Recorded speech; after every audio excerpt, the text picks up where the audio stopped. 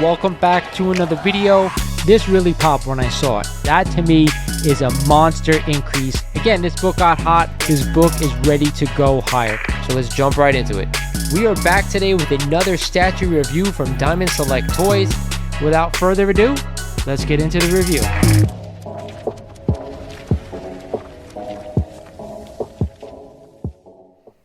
Welcome back, YouTube. This is Lawrence over at Mighty Comics and Collectibles, and thank you guys for joining me for another Hot 10 breakdown of the week, where I tell you guys about the 10 hottest comics according to the Key Collector app, and I tell you which I'm buying, and of course which I'm staying away from. But like always, I ask you guys, if you're not a current sub to the channel, do yourself a favor, hit that sub button, smash the like button for me, and check me out on all my social media platforms. You will not regret it. With that said, let's get into this week's breakdown. At the 10 spot this week is a copy of Planet Comics #1 and this iconic cover by Dave Stevens. And we just had a CGC 9.8 that just sold last week for $1,295, up 6% over the last sale.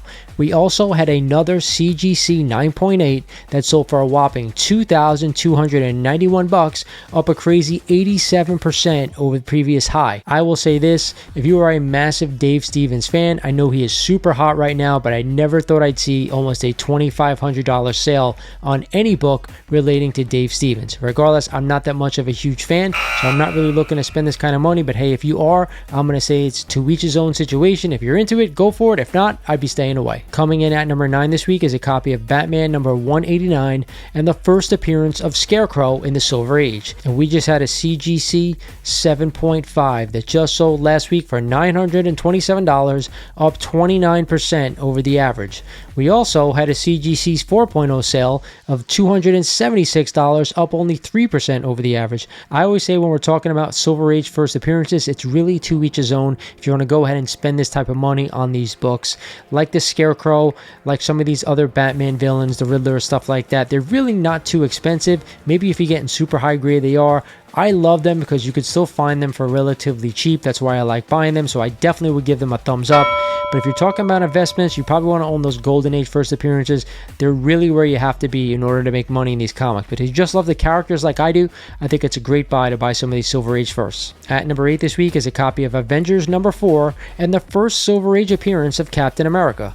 And we just had a CGC 5.0 that just sold last week for $1,899, up 8% over the average. Then we had a CGC 2.5 sale of $875, up 9% over the average. Again, I'm going to say the ditto to what I just said. If you're a big Cap fan, this is probably the #1 book I want to own outside of his first true appearance in Captain America #1. Yes, I do think it's a good buy for all those Cap fans out there. I'd definitely be buying this book. But if you're not, then I'd probably be putting my money towards a different key of a character that you truly want to own in your collection. At the 7th spot is another super hot book. It is a copy of The Crow #1 and the second appearance of The Crow. And we just had a CGC 9.4 that just sold last week for $1,545, up 14% over the average. Then we had a CGC 7.0 sale of $700, up 23% over the average. So I always say I absolutely love this book, but now may not be the time to go ahead and buy it with that Crow remake coming out. Who knows if it's going to be a good movie or not? I cannot say. The original was absolutely awesome, so I'm not sure they're going to outdo themselves on this movie. With that said, if you want to own the book, I'd probably wait till after the movie comes out and then see where the pricing goes from there. But it's definitely a book I want to own. Coming in at number 6 this week is a copy of Uncanny XMen #101, where Jean Grey is reborn the Phoenix. And we just had a CGC 9.4 that just sold last week for $1,250, up 12% over the average. Then we had a CGC 8.5 sale of $664, up 15% over the average. When we talk about Bronze Age keys, this is one of them where I absolutely love the cover. And if you're a giant X-Men fan, it's an absolute must own. With that said, do I want to spend $700 on a mid to high grade copy of this one? I think for a 7.5 or higher, I definitely want to own the book.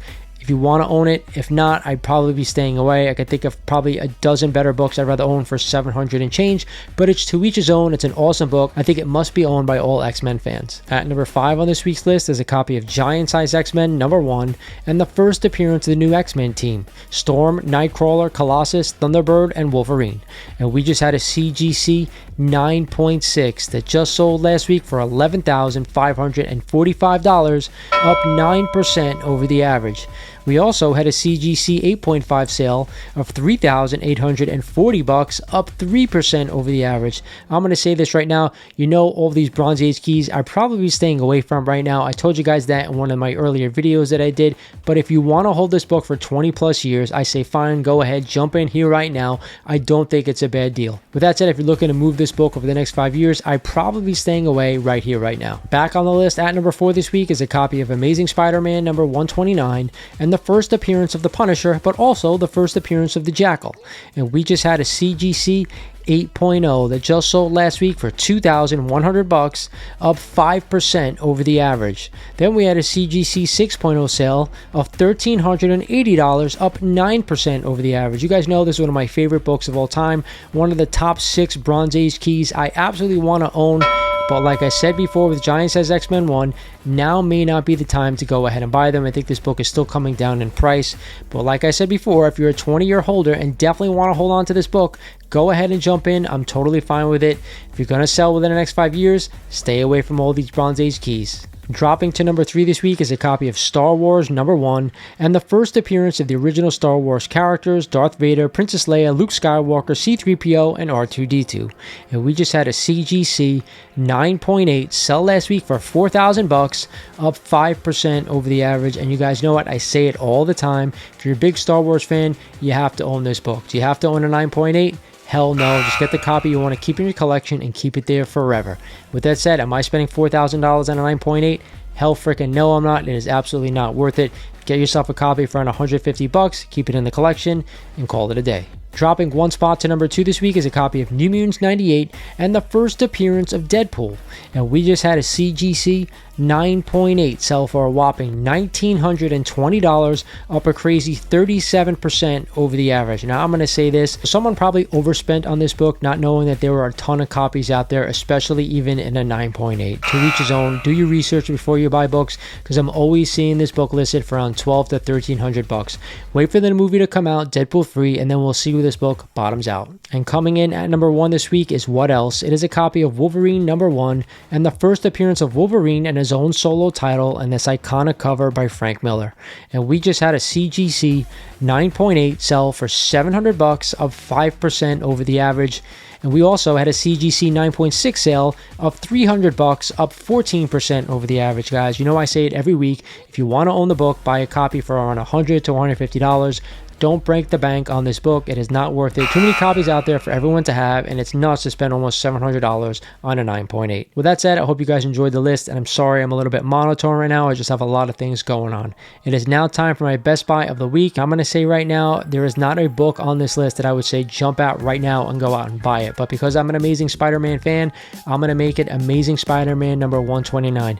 The one thing this book has going for is that it always sells. People always are looking to buy this book. So if you own a copy or you're looking to buy a copy, I would say this: you'll always be able to sell this book because it's really abundant out there. That people love the cover, they love the character, and because it's a Spider-Man key, it will always be desired. With that said, that's what makes it my best buy of the week.